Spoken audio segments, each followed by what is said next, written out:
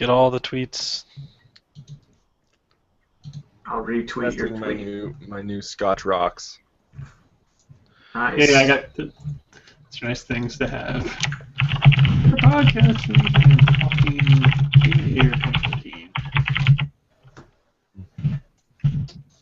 And the actual link.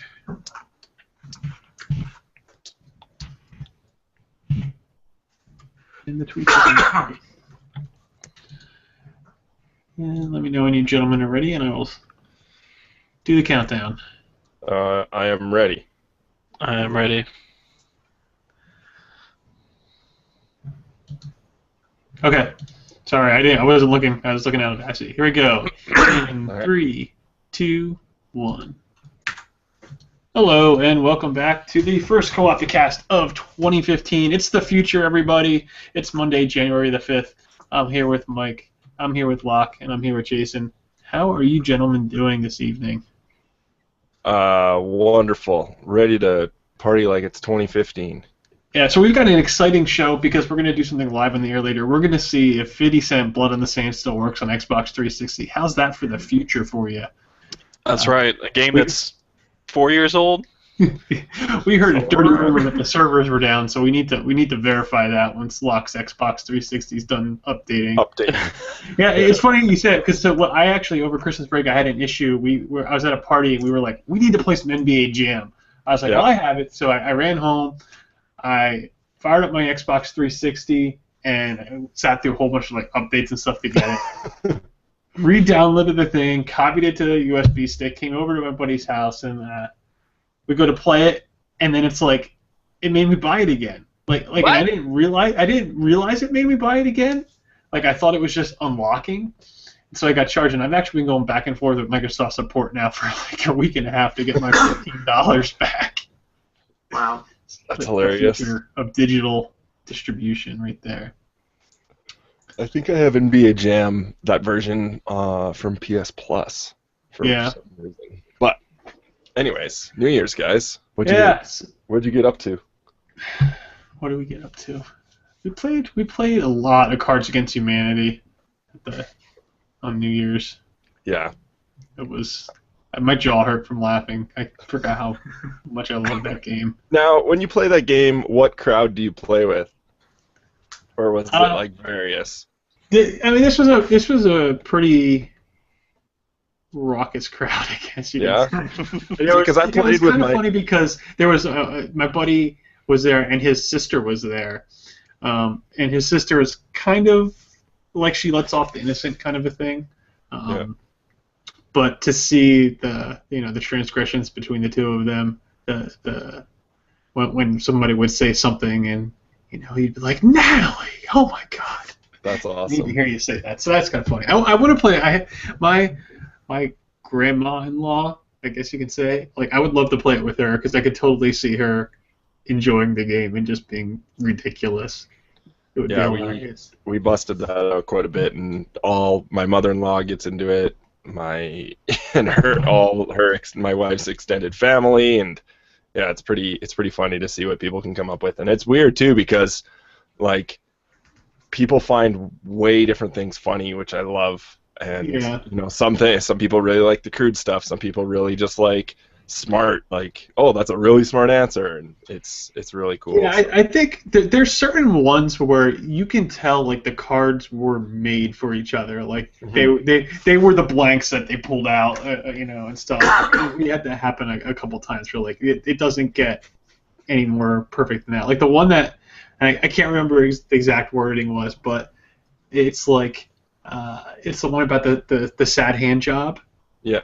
And it was something like I'm gonna ruin it. You know what? I took a picture of it. I'll dig out the picture because do you guys do that? You take the pictures of the absolute like perfect. Yeah, the best ones. Yeah. Yeah. So I was trying to think. I know, Mike, you mentioned you had like the best custom card. Do you remember what that was? We were talking about that like a month ago. Oh, jeez. I'm sure. I don't know. Was it Clifford the Big Red's dog, Big Red Boner? Yeah. Okay, good.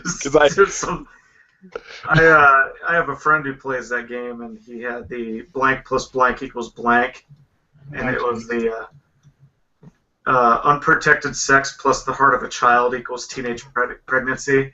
Yeah. And that was like that's a mic dropper. Yeah. That's terrible. Oh yeah, here's the one I have. I took a picture of it. It's edible underpants.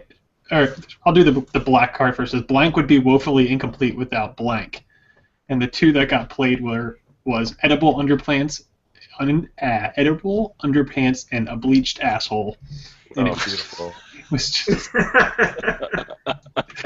Oh boy. I think we're gonna need the explicit tag on this. Yeah, this 2015 podcast got off to a. 2015, I resolved to make this podcast real as real. We should just one podcast. We should just play Cards Against Humanity on the air. Let's play. It would be great. Yeah, talk about games then. I was away in the mountains, so I had limited access to stuff. I was actually on my laptop, so I kind of grabbed a couple different games that I thought would run, and it's like a medium, mid-sized laptop. It's nothing crazy. It's not a gaming laptop, but it can you can run my Adobe software if I need to use it in a pinch.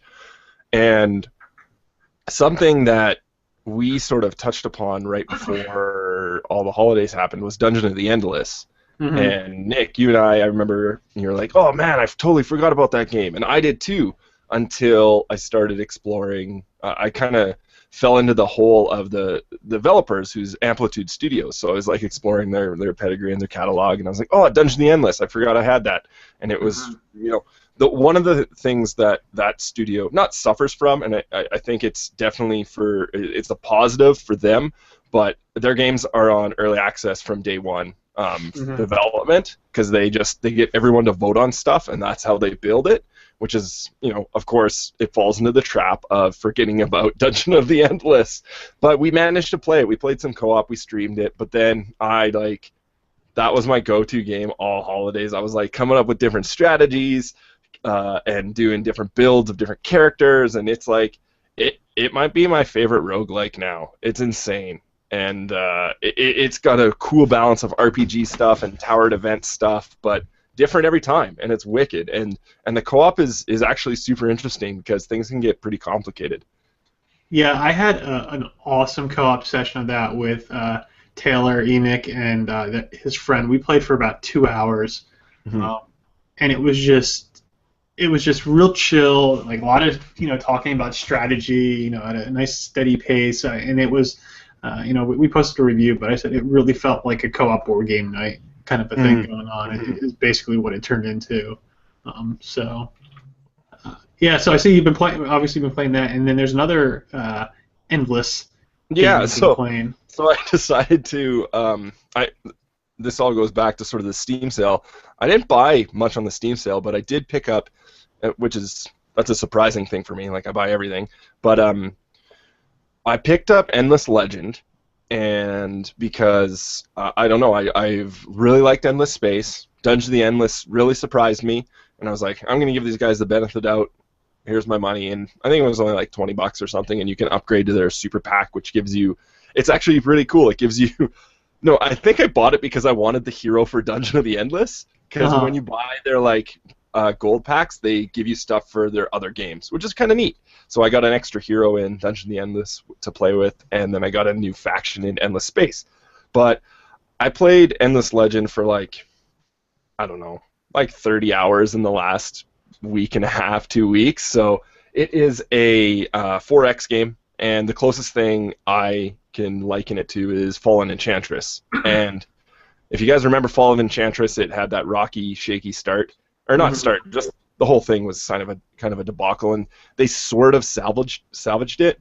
But this is that game. This is Endless Legend is the game that Fallen Enchantress tried to be. So it's everyone's going to want to compare it to Civilization Beyond Earth and Civ 5 and that sort of thing, and you can, in some respects, compare it to that because it is a 4X game, but it has its own system. It's on a totally different level, and once you sort of learn their system, which is they pulled it from Endless Space, it's called the FIDC system. It's food, industry, dust, science, and influence. Once you know that, it's you're in their sort of little microcosm, and it's cool. So one of the I actually did an hour-long video cast yesterday of Endless Legend, kind of going over a top view of it. But one of the main things I'll pull from it is that the terrain, it's a hex-based terrain, and we all love hexes, from Settlers of Catan all the way to Civ 5, but the topography actually comes into play not only while you're moving around the map, like you can't go over cliffs and that sort of thing, and it also comes into play in battles, which I think is a really cool thing, and I haven't seen that in a 4X game before, so it's really exciting to see when your armies face off against each other, you can kind of plan where you want to go, and it really emphasizes strategy and tactics in the battles, which I haven't seen in a ton of 4X games, so one of that, and it's a super solid game. I'm super digging it, and if you like Heroes of Might and Magic, Mass of Orion, if you're disappointed with Civilization Beyond Earth, like, go to this game because it's going to fly under everyone's radar, and it's super, super good. Like, now, is that out of early access finally? It's fully released, Okay. And it was really cool. I went back on their dev blog, and they actually had a contest with like almost 100 submissions for a race, a faction designed by someone in the community, and then they took that faction. It was the final faction in the game. And what's nice about it too is that they all play so differently. Like, one faction is really invested in science. One faction is really invested in producing food and more people. There's one that can control the market completely and do that. And I think that's really neat to sort of give you those opportunities instead of just everyone as a blank slate. So I like doing that. So Endless Legend is I'm so impressed with it. I can't get enough of it, and it's unreal. It's such a good game. Cool. How about Jason? Jason, what have you been playing? A lot of oldies but goodies. Played actually a lot of Sentinels of the Multiverse, the card game, over the holiday break, and Hold on. yeah, that got me back into it. So, like, while I The was Steam there, version or the physical version? the physical version, yeah. They released it on Steam, and I'm just waiting for them to add online to it. Once they add online, I'm gonna pick that up and play it all the time, because the local co-op is great for that. But I mean, for something like that, if you're on a digital platform, I mean, it's really like you gotta have the online co-op to be able to pick up with Actually friends and play it, stuff. Yeah. I mean, so got into that, bought a bunch of the expansions and other stuff while I was playing it, because I was just like, I need to play more of this game. Been playing some Lord of the Rings card game. Nancy and I took on the Hobbit saga this past weekend. Of course you did. That's a euphemism, isn't it? It is. It is. So tell me how the scouring of the Shire went, Jason. It's not the size of the Hobbit that counts. The mountain trolls were too much for us. Does the road go ever on and on? Yeah. Lots Yeah. of Where it play. began? Second breakfast has a totally different meaning. Oh. Yeah. Elevensies. What was that about?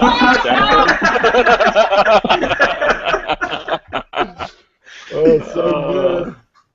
So it was good, but it was tough. It was like that's the first set of quests that we've done outside of the core set, and like some of the first ones that they released along with that. And it was really tough. We didn't even like beat the first group of 3, basically. Like, we didn't even clear the first one of those. So I was back to the drawing board, making up some new decks and stuff like that this past weekend. We'll test them out again some other time. Our goal was to try and get through all of the Hobbit stuff as we were watching the movies, and seeing which one would finish first, the movies or the game. And the movies won out, but that was just due to us failing. And then, I mean, on the other front, just been playing more Destiny, soloing parts of Crota's End, because you can do that now. And is that part of the DLC? Is that a thing? Yeah, that's probably. It's it's pretty great. Yeah, and then some Persona Q and Dungeon of the Endless. Cool. Mike, what about you? You acquired a new piece of hardware this holiday season? I did. I got an Xbox One because the deals on it were just ridiculous over the holiday. So I paid under $400 for it, and I got 4 games and a year of Xbox Live. Holy shit! Yeah. That's super good. So on top of that, I also got Master Chief and so I got Master Chief, Sunset Overdrive, and Destiny. So I have Destiny on both platforms now. Good. A good game to have. And so I've been playing a lot of that, and just coming to grips with the awful user experience of its dashboard is kind of crazy, because the 360 was pretty easy to use, and the Xbox One splits every different type of setting out into a separate application, and it counts as an application. And once you've backed out of all your applications, if you press the B button on the controller, which is kind of the back, it says, oh, you want to go back to the application you just closed. So there's a number of times when I've quit out of a game and then navigated over to a menu and then pressed the B button, and then it's like, oh, you want to play that game again? It launches the game. I'm like, what the fuck is this? But yeah, it's pretty cool. Because of the news story we're going to talk about in a while, I actually found out that Xbox Live's network engineers are still way better than PSN's. Fair enough. Because, Xbox Live went back up after probably about 18 hours for me, and then never went down again. And I couldn't even use my place. I couldn't even play Destiny for 5 days on the PS4. So, it's interesting. But yeah, that's I think out of the crop of games I got, I'd say Sunset Overdrive is the most interesting. Master Chief Collection's pretty cool. I played all the way through Halo 1. I started Halo 2, and those cutscenes are amazing. That they added. It's just I just want to watch all these. I don't really care about playing Halo 2 again. And I actually haven't yet checked out the Halo 5 beta, but I don't know if I have time to. I did play a bit of that, actually. So did that. I didn't actually play that many video games over the break, though, because I was watching college football. Because, there's 40 bowl games or whatever. You got to watch them all. And it's the best postseason in sports, man. And then I got to see my Ducks run hog wild over Florida State, and that made me very happy. So it's good times. Cool. That's really it. We'll cover everything else I played. Yeah. So I did play a little bit of the Halo 5 beta, and it's interesting kind of what they're doing with it. They're kind of speeding it up a bit, adding some more mobility to it, which you could see they're kind of catering a little bit to the Call of Duty crowd. But they added aim down sights, didn't they? Yeah. Well, they added. I mean, the thing is, it's always had kind of aim down sights. With there's a lot of the guns did, right? The battle rifle, the DMR, the pistol, But they added it to the assault rifle, which is the big deal. But it doesn't. While you can do it, it doesn't give you any actual benefit. It's just for, I don't know, usability kind of a thing. But if you aim down the sights, or if you don't aim down the sights, as long as the cursor essentially is over the guy, it's going to hit regardless. Mm-hmm.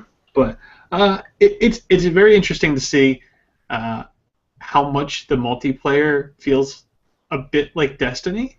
In fact, you almost wonder if they were developing those multiplayer ideas at one point together, and then when they split out and 343 went one way and Bungie went another. Kind of what they decided. Like, for instance, when the matches start, you see your team kind of come up all bro-like and stand there and this is the blue team, and you see all that. And there's some stuff with the announcers and things like that kind of remind me. The one really cool thing that they added to the multiplayer is there's a lot of ambient voice chatter between the characters in the game. So you don't necessarily need voice communication for certain things. Like it'll tell you, where there's guys spotted, or if you picked up ammo, or if you're reloading, or just there's a lot of chatter from the guys in it. So that was kind of interesting. It actually reminded me a bit of Shadowrun, the FPS. Oh yeah. In how like there was a lot of chatter in that, though that was user initiated. This is automatic. So cool. Anyway, it seems pretty cool. I think that runs for another week or two yet, and they keep adding more maps and modes to check out. So, but other than that, I've been playing a bit of Far Cry 4 on the PC, working through that, and the game is a ton of fun. It's good just to kind of goof around and see some fun things happen. Hang out with Logan Decker. Yeah.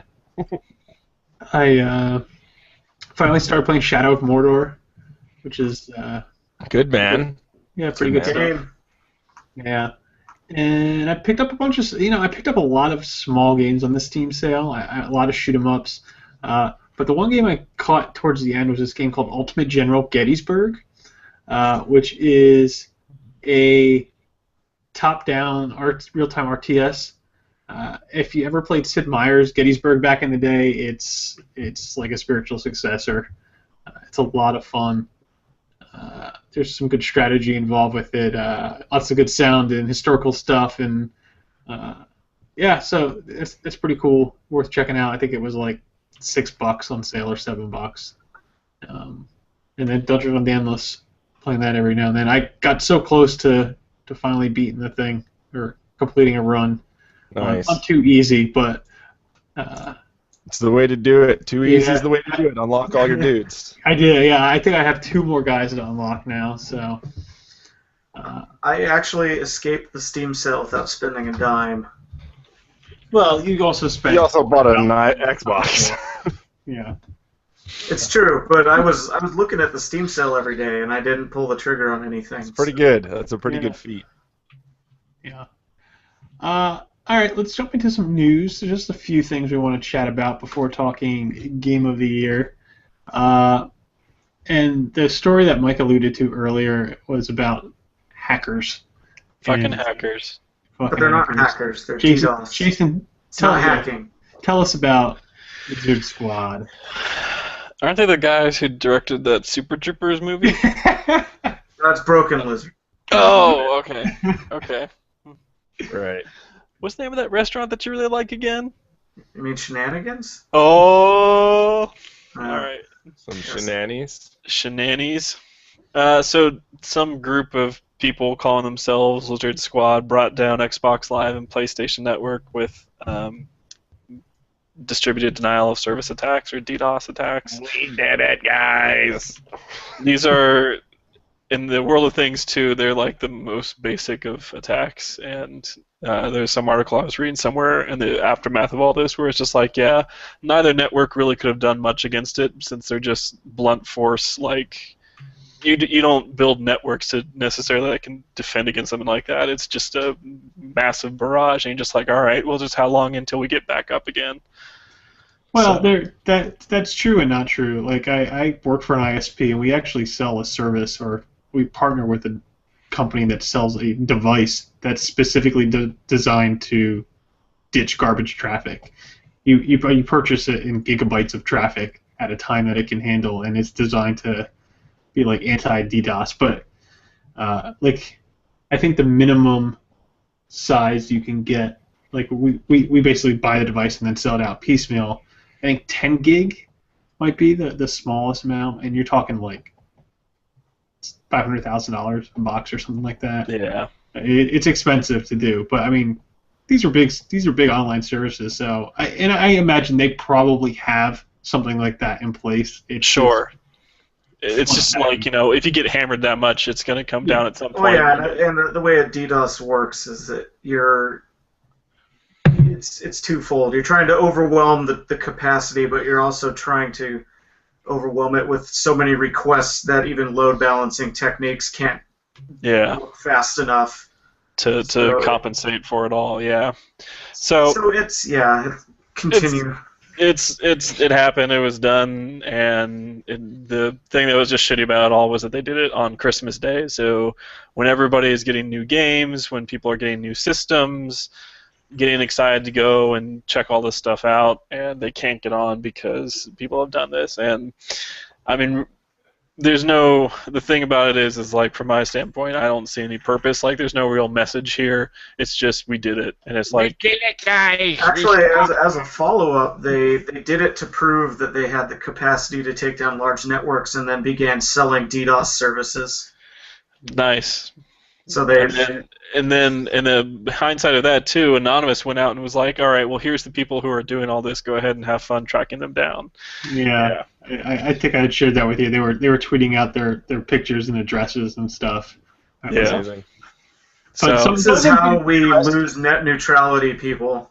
This is how we lose a lot of things. This is why we can't have nice things, people. Stop it, you jerks. Between this shit and Gamergate, everyone who wants the free and open internet sure isn't doing a good job at giving us reasons to have it. Yeah. No internet for you, 1 year. So moving on, another thing, I think we actually talked about this in the last podcast about games coming out broken, and Halo Master Chief Collection had some issues, and Microsoft was sorry, and so they're doing some interesting things. So yeah, Master Chief Collection is, let's say it's unstable. I didn't get, I bought my Xbox One after a bunch of the big patches that already come in, and the game is about 50-50 at locking up completely upon launching. Just like pressing start to get into it, it just sits there and hitches, and eventually catches up, and then you can do everything. And the multiplayer was just all kinds of broken. You'd be sitting there to do I want to play some casual multiplayer, and it signs you into a ranked session, or you say, I want to do some multiplayer, and it makes you start a Forge session instead. It's just very weird, very broken. So 343 has been issuing patches pretty frequently since the game came out, and as a token of their appreciation for everybody who weathered the storm with them and tried to play the game online, they're giving players a 1 month of Xbox Live Gold and some in-game nameplate and avatar, which is whatever. It's like, hey, look, you guys fucked up. Let me advertise it. So I don't know. It seems kind of like that's like a month of Xbox Live Gold is nice because that saves you a couple bucks in the end. Yeah. But more relevant to my interests, at least, they announced that they are indeed bringing ODST to the Master Chief Collection sometime this spring, I believe. Yeah. And so anybody who played Master Chief, so the first set of rewards goes to anybody who tried to play online, at least from their wording. But ODST is going to be free to anybody who played the game at all from launch day through the 19th of December. So that'll be pretty awesome because ODST is the secret best Halo game. Yes. But there is a downside to it, which we there is a big downside to it that makes it not the secret best Halo game. They are not bringing Firefight to the Master Chief Collection. Boo. And to that I say, fuck you. Whoa! Wow, this is definitely the most explicit podcast we've had. Firefight is probably my favorite Horde mode style game mode ever. I've never played one that was more fun, and that was a big part of why I have 100 hours played in ODST, which was 5 hours long on the campaign. And they announced that, and immediately I was like, yes, Firefight. And they're like, no, bro, we're gonna keep all the competitive multiplayer. That's cool. Let's go, broski. That's cool. And that makes me sad, because if you're going to bring the game over, bring everything. You brought over everything from all the other games, but Halo ODST, no, it's a second-class citizen. You don't get to have everything. It's like I just don't understand it. I really don't understand a lot of the ways they've treated this Master Chief Collection. It seems like it was not supposed to actually come out last year, but it did because Halo 5 missed that year. Yeah, they needed a Halo game. Because so many of the things in it are half-baked or cause crashes that it's such an ambitious kind of a thing too. Yeah. It's like, what did you not? Seems like it needed something that it never got. Yeah, I don't know. I really enjoy playing it, and I think what they did with Halo 2 is great. And I'm looking through it. I was actually hoping to finally finish Halo 4 through this because I hadn't done that yet. I got about halfway through and then stopped for some reason. So anyway, ODST's coming. The audio logs are pretty rad. I wonder if they'll keep the Destiny teaser that was in it originally. Anyway, yeah. So happy, not happy. Yeah. So another bit of news on a game that kind of got a fresh coat of paint, we'll say, is GTA 5, which I wrote a review update for. Just kind of wanted to mention a few things about that. I hadn't played it. I hadn't played the original, but I think Locke, you played it, and Mike, you played it too. I reviewed it. The 360 version or PS3 I played version? it on the PS3. PS3. It was broken at launch. It's a busted ass game. It's interesting. So GTA Online now is pretty crazy full featured. Like, there is a ton of content in terms of co-op missions. I want to say I think there's 36 missions to play in co-op. Yeah. Oh yeah. There's a ton. Like an absolute. Like, they've done a really bad job of communicating what some of this stuff is. Are they actual missions or are they just activities? Yeah. No, they're missions. Like, they're more like snack activities, Mike. Basically, what happened? First of all, you can't get them until you're like level 8, and then and I'm not even sure how you find the guy, but there's a guy there that basically is the mission giver. But once you find him, then he's on your cell phone, and you can bring him up and basically matchmake into mission type stuff. Are they like story based? Yeah, like they have stories about them, and like the one I played was you had to break up a drug bust for this one guy, take the drugs, and then bring it back to his house, and then when he actually got back to his house, then another piece of the story kind of happened. Like, it's not integrated into the main story of the game. They're their own little isolated things, but they do have kind of like a setup, and then some stuff they're going to go through. Because when I played it, you'd say, I would like to do this activity. I want to be on an airplane and chase guys on motorcycles. Yeah. And then you would try and matchmake into it, and it would take 15 minutes and then dump you back out and say I couldn't find anybody. Yeah. Or it would matchmake you in while it was in progress, but it wouldn't jump you where everyone was. It would put you at the start point, which is a 10-minute real-time drive away from where they are at that point. And it was just terrible. I hated it. Yeah, so I don't know if they had this too originally, but what it does now is when you matchmake into stuff like that, you still do that, you still kind of pick, but once you get in that group, as soon as the activity ends, it brings up like a voting thing, and then everybody can vote on what to do next, and it kind of makes you a party, and you can essentially jump from thing to thing. So it's nice for the co-op stuff because once you get into a co-op mission with a couple people, which is what happened for me. Then it brings up, and then there's a couple choices for co-op missions, or you could switch back to like the versus stuff. But we jumped through like I think 4 or 5 co-op missions together and checked that out. But then the big update, which is coming within a couple of weeks, is the actual heist. And for the heist, you're going to need to be level 12, and that's actually like multi-stage tiered co-op kind of a thing. Like you have to gather the materials and do the planning and all that other kind of stuff to do the bank robberies and whatever else you're going to rob. I'll believe that when I see it. So it'll be interesting to see how they pull it off. I mean, they've been saying the heists were coming forever now, and now it's It was supposed to come originally. It was supposed to come out before they announced that they were making new gen versions of the games. Yeah, it's been a while. But I mean, overall, I was pretty impressed with it. The game itself, like the GTA game, is pretty fun. The characters are interesting.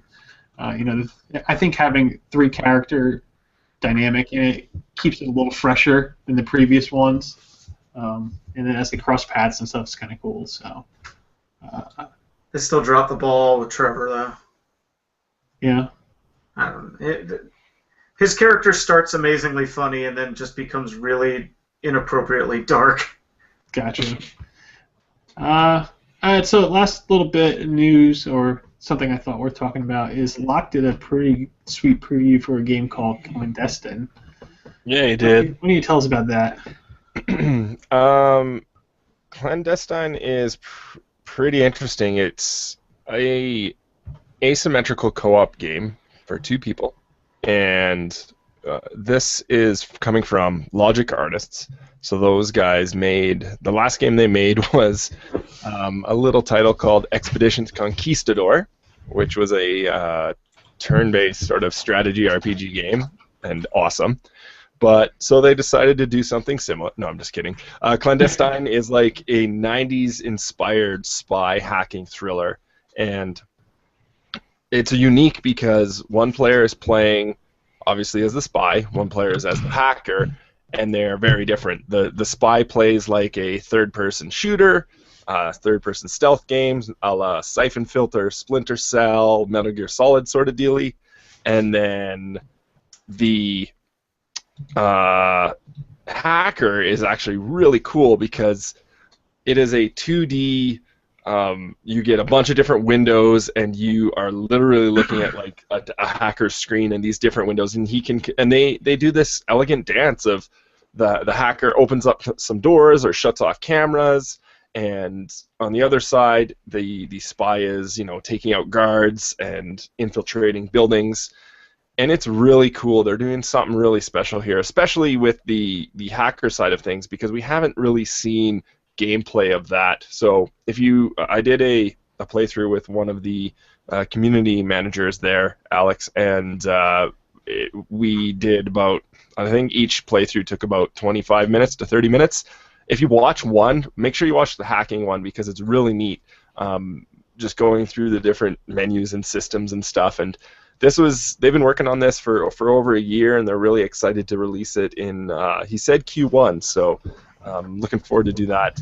The mission type we played was a smash and grab, where you're going into a building with randomized guards and that sort of thing, and grabbing some intel, getting out, and because they're waiting, it's on early access, and they're waiting to have the campaign until sort of almost right before release because they kind of want to save that part of it. But go check it out. It's a really neat thing. Watch the video preview. Gives you a very good idea of kind of the style of game it is, and it's really fun because they nailed that 90s aesthetic. Like, there's some really cool things in terms of like technologies, and on the hacking side of things with like brute forcing passwords and things like that. So if you guys ever played Uplink, that's what it feels like to be the hacker, which is really cool. So sweet. Nice. Yeah, I watched your videos, and it looked really neat.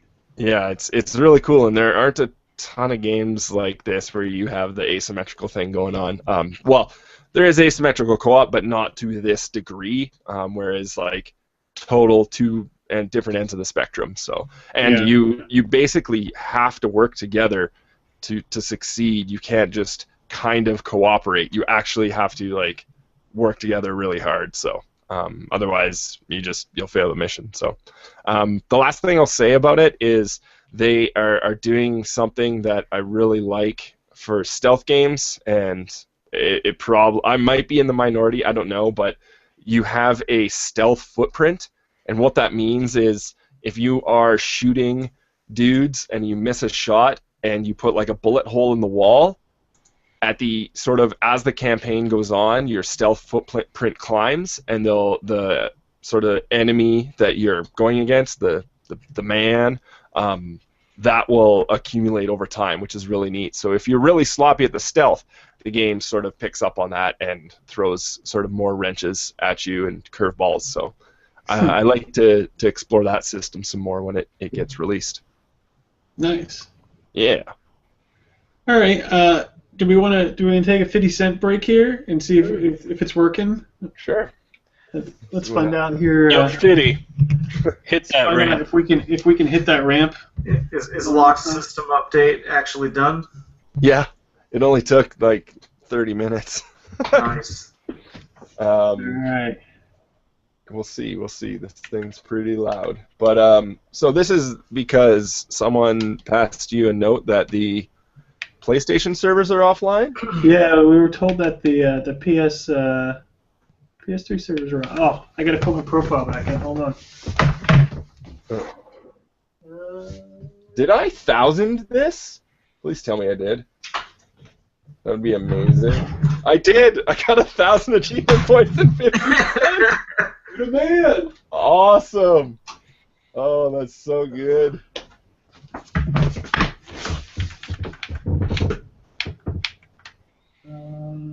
Where's my profile? I don't know where my profile is. Whatever.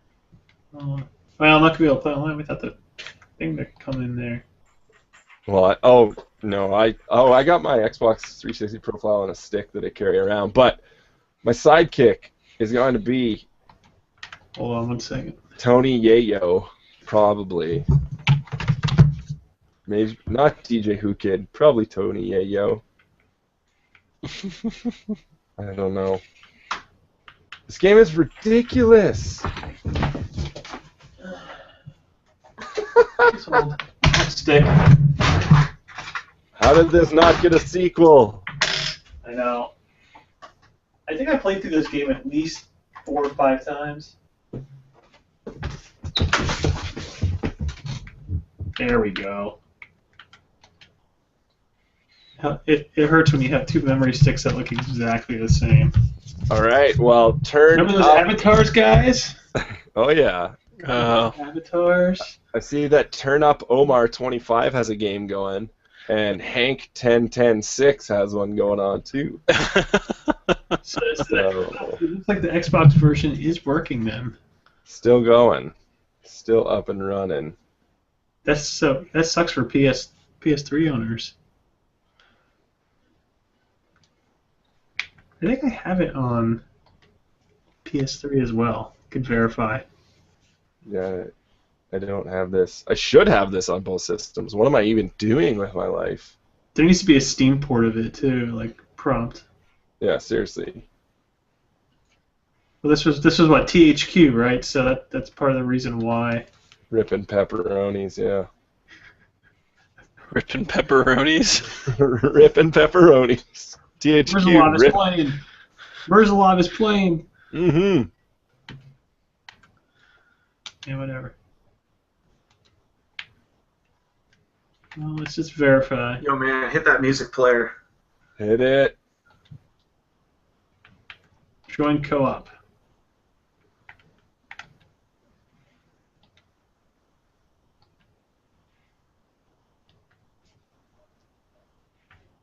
Let's see. Does my game pop up, Nick? I'm gonna see if I can do anything. This is for science. This is really important, you guys. Join session in progress. Connecting. Nice. We're doing it. We're putting blood on the sand. You know what was another game that was underrepresented in this generation? The Club. Yeah, but the it's club was a good game. basically the club. Yeah. All right, here we go. Is this you, Tony Ayo? Probably. There he is, Tony Ayo. What up, homie? So there is actually this interlude is serving dual purpose because it is a transition into our next segment. Oh yes. Okay, well, can we Co-op doors, open that door. Yeah, dude. Here we go. Oh, yes! We got boost. Yes. Okay, there. We So co-opted awesome. enough. We figured it out. All right. So yeah. So who developed that game? Remind me. Swordfish. Swordfish. Swordfish Studios. And yeah. So the reason, besides verifying that the game still works on Xbox Which is an important thing. It's such a good game that our yearly Game of the Year, Co-op Game of the Year awards are named for it. The Golden Fitty. Golden Fitties. Yeah.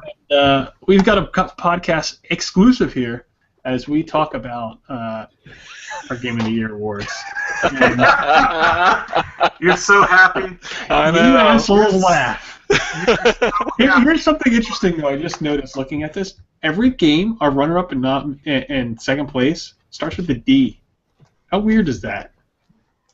That's super weird. I'd like to. A D game that starts with the letter D. Most of the games on the AAA side start with a D. Yeah. For Far Cry and Assassin's Creed. Yeah. I'm sorry, you mean Darkrai and Assassin's Creed? Exactly. So how does this work, Nick? What do we do? Drum roll. Do you want to? In it. Start with go 3, 2, 1. So should we do 3, 2, 1 and reveal the? Why don't we talk about the runner-up? Okay. There's 2 runners-up, right? Technically, yeah. All right. Well, are we doing? Mark threw a monkey wrench in that when he voted today. Oh, jeez. I tried to trash out of here. Yeah, look what your bribing did. And he's like, I don't even own that game. So all right. The first one is let's talk Destiny. So surprisingly, Destiny didn't win this, and in fact, in the greater scheme of things, it's very surprising. For the amount of time you guys put into it, it certainly is. Whoa! Don't bring me into this circle of. He's up on a mountain. Mike and Jason combined have put hundreds more hours into that. Sure. And, but there's a difference between a game that I can play that suits me very well, that I can play comfortably and really enjoy it despite its faults, and a game I would call Game of the Year. It's like, Destiny for me, like if I were to actually say, well, if I based Game of the Year on what I spent the most time with and enjoyed the most, yes, I would say Destiny, but my enjoyment of Destiny is flying in the face of many problems that the game has. So objectively, I can't say that this was the Game of the Year for me. I voted, I slotted it into my top 3 because I had so much fun with it. But, part of the reason I enjoy playing Destiny so much is because I can just drop in and engage with the combat, which is really good. Combat is good. And just kind of I can put a controller down, walk away, do something, come back, do some patrols, knock out, something in 10 minutes, and work on characters or whatever. And I really enjoy that, but that is not the type of activity that everybody enjoys. So I couldn't, in good conscience, put it number 1. So the game you picked for number 1 is a game that probably the fewest amount of people enjoy. But it's completely just contradicting what the reason. Depends on who you ask. At least it's a good game. So, it's interesting because you're right. Actually, Destiny is a game I think most people do enjoy because it got the most amount of votes in terms of the sheer number of people that nominated it. So maybe I should describe how the process worked. Basically, we picked 3 games, ranked them 1 to 3. The first place vote got 3 points, second place got 2, and third place got 1 point. And each staff member ranked them. Each staff member ranked them. And we aggregated the points. So Destiny actually tied with Dragon Age Inquisition for a runner-up for AAA in the AAA category. What's sad to me is that I think you and I, Nick, were the only people, well, and Mike some too, but on the staff, I think we were the only ones who actually played any of the Assassin's Creed Unity co-op. Mm-hmm. And I did, and I didn't like it. I just didn't like it. Yeah. I mean, out of the stuff that's on there, I would have liked to have seen that gone higher. I thought that had some really great co-op aspects to it. But yeah, I mean, maybe I'm skewed in some of this, but I look at it from the co-op perspective more so than just. Fair enough. game of the year. Like, for me, Dark Souls 2, which is the one that won this damn thing.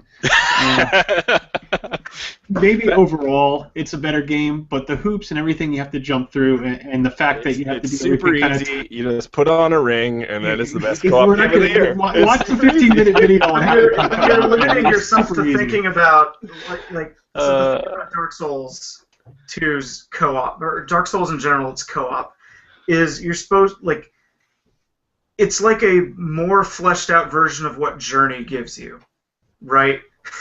You meet other players seemingly at random, and you can choose to help them or not. And so the game is designed to temporarily receive help from strangers to overcome a set of levels and challenges that are designed to make you feel, despair for no better description. And a nice side effect of mechanics in Dark Souls 2 allows you to more easily play with a specific person, but I would say that the game is a good co-op experience without having some other person on voice chat. And so for the reason I voted it number one is it's the most fun I had in a pure co-op experience. Like I enjoy playing it solo, but I really enjoy playing it with other people.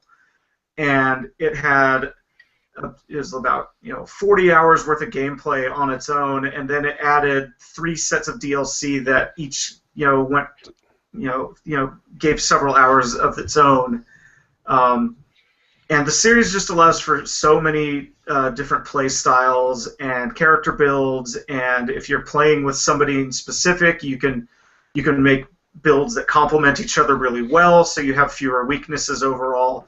And it's not for everybody, but it was definitely the game I found most engaging and that I put the most thought into this year.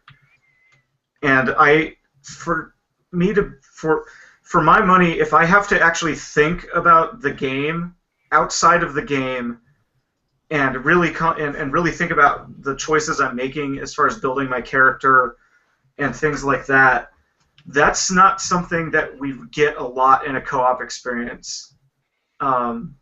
Because you play, for our number 2 game on this list, Dragon Age, you unlock enough levels of your character, you can build that character however the fuck you want, and you can practically solo a lot of the co-op missions. Right. So to me, while I had a lot of fun playing that didn't register on my end of year list because it was just a nice diversion. I enjoyed playing it, and I don't think I'll ever play it again unless they expand it in some kind of meaningful way, because it didn't have the character builds aren't particularly flexible. You earn enough points to basically get whatever you want. You can only ever bring 4 abilities in, so the number of build options is more limited in the multiplayer than it is in the single player for a given character. And the loot system, well, interesting. Once you get any single item that makes your character really powerful, the rest of it just goes out the fucking window because you don't need any of it. Well, and then it's all about, again, Destiny is about grinding and upgrading gear, but in Dragon Age, you have to grind to get currency to randomly hope that you got given the right stuff to build your things, and that rewards people who put a lot of time into it, but you can also get random number generated into playing a character you don't want simply because it's the one that you can upgrade the most. So I guess for me, Dark Souls had it all. It had, for me, compelling multiplayer, compelling character building, a game that was full of content and secrets, and it's just, for me, it was the total package.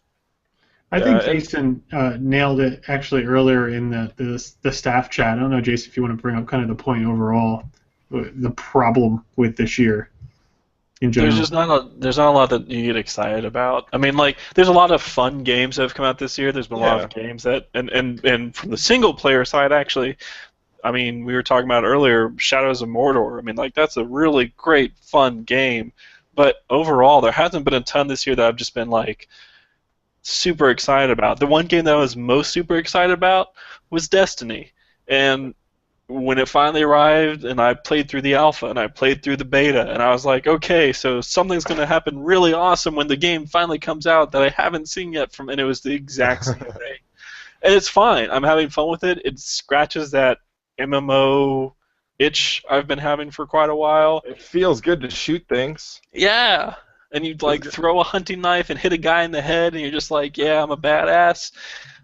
But it's not a great co-op game. It's not like, I mean, it's fun, but it's not a great one. And for me, Dark Souls actually was third on my rank. I put Dragon Age Inquisition because I look more kind of like you do, Nick, with the whole co-op experience and what does everyone contribute to the team.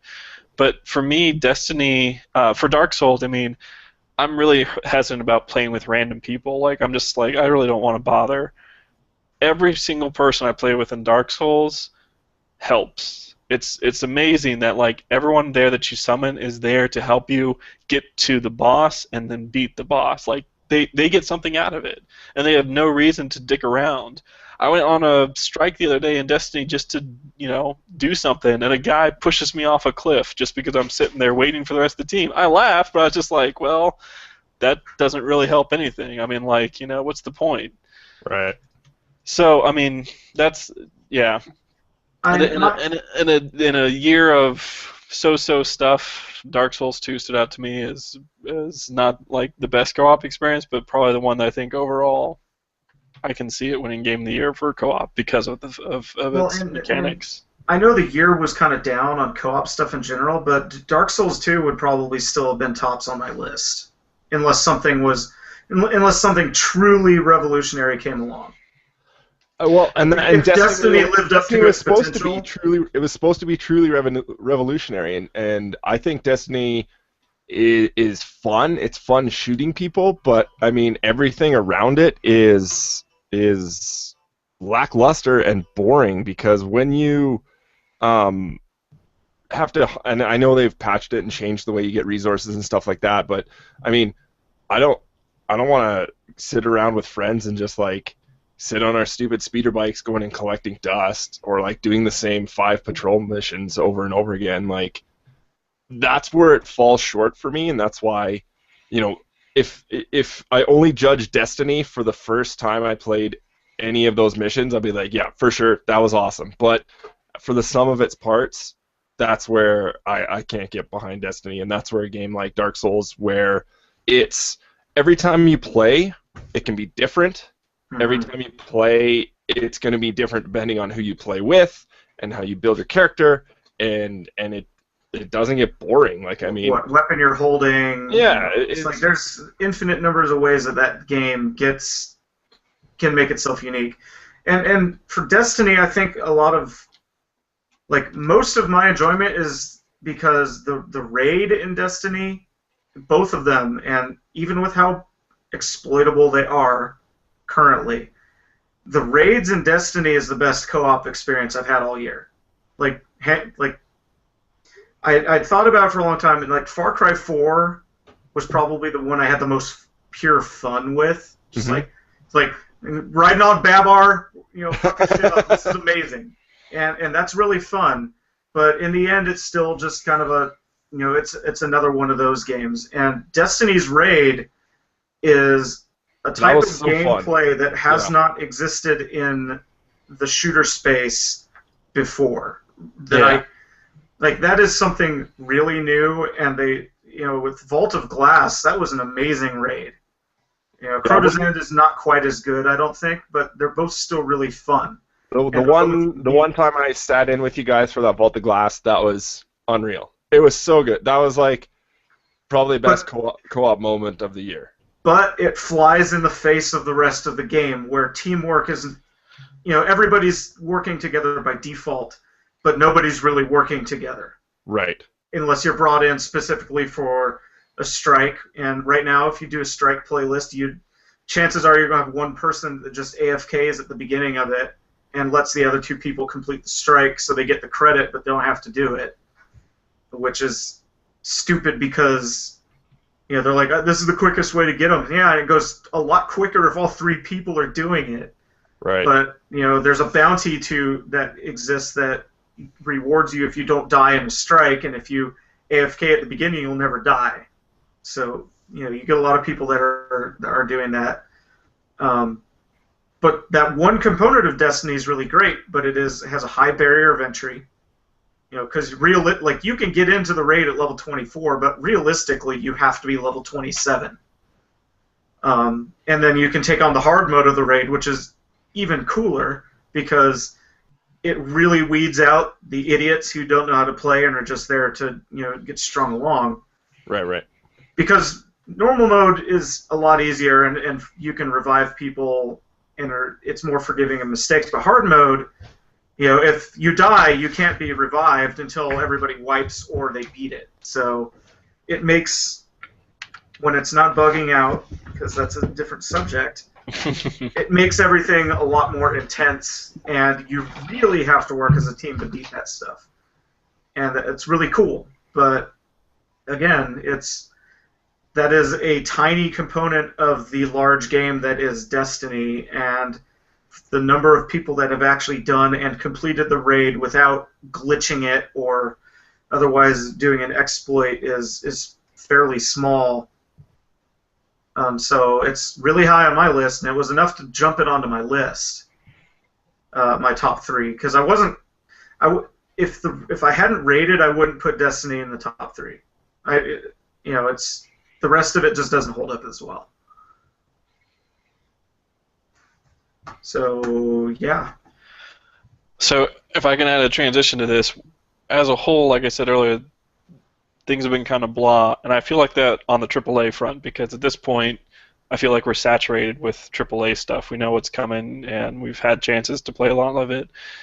On the indie side, though, there was so many more indie games that I would have wanted to put on here, and there were so many games I was just like, oh wait, that's Divinity Original Sin. Actually, I was like, oh wait, that's not AAA, that's indie. Yeah. So, from the indie front, if we want to announce the game of the year, I was much more excited about this. I thought there was a whole lot of great games out there for people to try. Yeah. Where'd Locke go? I don't know. That's a good question. to the bathroom, maybe. Did someone summon him? Maybe he got summoned. He got summoned. He's a phantom. So, Nick, who's our indie game of the year winner? I think it's actually kind of funny because the game wasn't on anybody's radar until like 3 weeks left in the year. Well, that was what Risk of Rain was. Yeah. The year before. It was like that came out right at the end of the year, and we all just dropped everything and played nothing but it for a while. But yeah, so we've been talking a lot about it, but we gave it to Dungeon of the Endless. A lot of folks on the staff picked it up or gave it another shot here at the end of the year. Again, it's been out or in early access for quite some time, but it was finally released. I think I saw it was like October of this year. Mm-hmm. Yeah, it is really good. And we've talked a lot about it. There's not much more I think we need to say in terms of what it does. But Jason's right. There was a lot of games that were nominated on the indie side, a lot more than we saw from AAA. We had titles like Tiny Brains, Mercenary Kings, How to Survive, Chariot, Gauntlet, Abyss Odyssey, Never Alone, and then the runner-up was actually Divinity Original Sin. Which I'm actually almost surprised didn't win because of how high we were on that when it came out. Yeah, I mean, it was real close. I mean, it was 1 point difference. So yeah. But yeah, I mean, Jason, I don't know if I think you probably played the most of that game out of all of us. It's yeah, and what beat it out. So again, kind of my whole experience with things of co-op is what everyone does, and Divinity Original Sin is a great RPG for like fans of RPGs, and it's a great co-op experience for two people who really just want to get into that world and spend the time doing it. It is not a great experience if you want to just grab a group of friends and, hey, let's just go play this real quick. I mean, like, it doesn't have that feeling to it. And you also... When that happens, someone steals all the paintings in the town. I know, right? And then they burn the town. Trying to talk to. They attack the guards and kill the mayor. And I mean, like, it's definitely a co-op experience for people who are used to playing very traditional kind of stuff, and the developers themselves even kind of acknowledge that.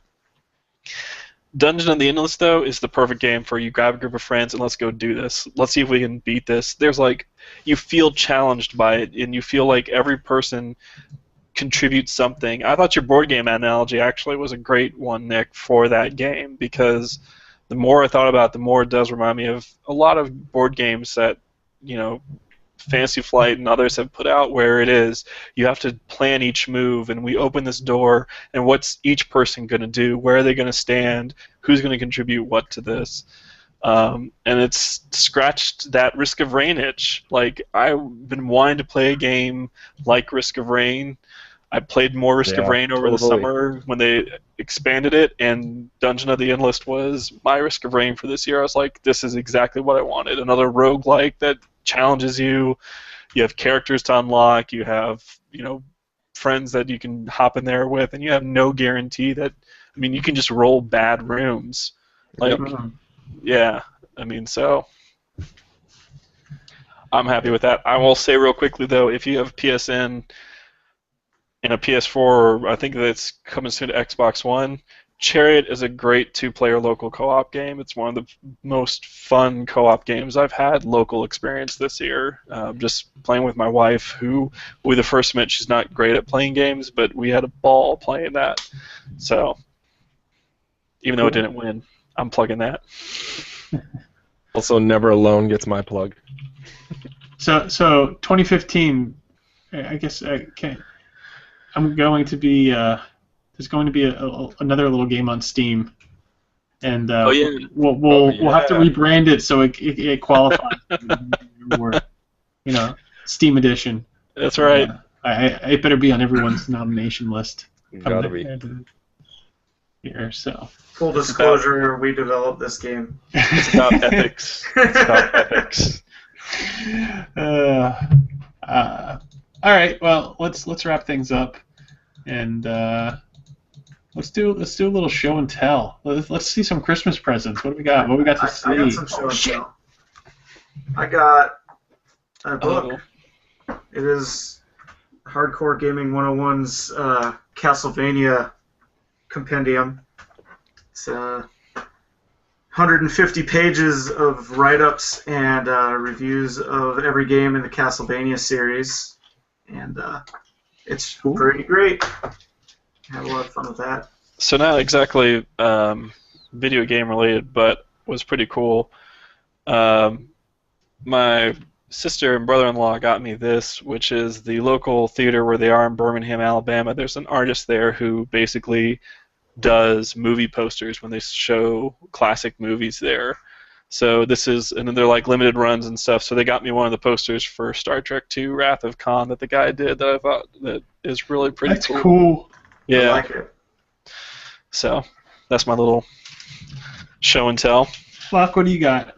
To go along with my lumber sexual motif, I got a nice new hatchet that can be attached to my belt, and it's pretty awesome. It's got some nice weight to it. It's nice and sharp, and I can shave with it if I need to. So, nice. I like the notch in it there.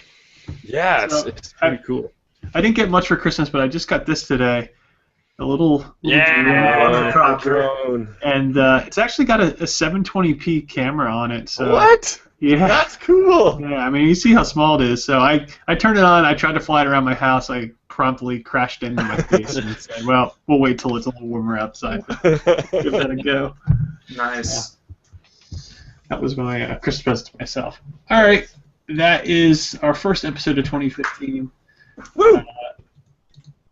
Look forward to this year. I mentioned it to, I think, you, Locke, and Slack. We're going to take a look at the calendar. Get the preview video up.